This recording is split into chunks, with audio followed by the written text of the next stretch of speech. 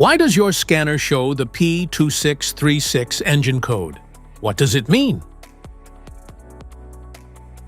P2636 is a diagnostic trouble code for fuel pump B, low flow or performance.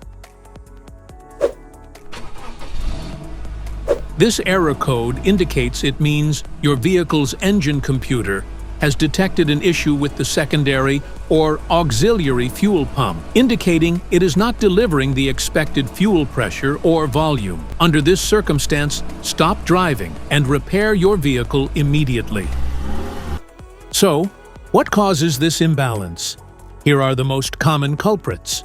This error can be caused by these possible faults in your vehicle: faulty fuel pump relay, failing fuel pump, damaged wiring or connections, clogged fuel filter or blocked lines, software issues or kinked lines.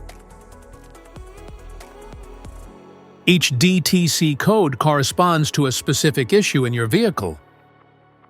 This error code occurs in any OBD2-equipped vehicles, especially in those manufactured since 1996, and it is commonly found in vehicles like Ford, Chevrolet, and Honda.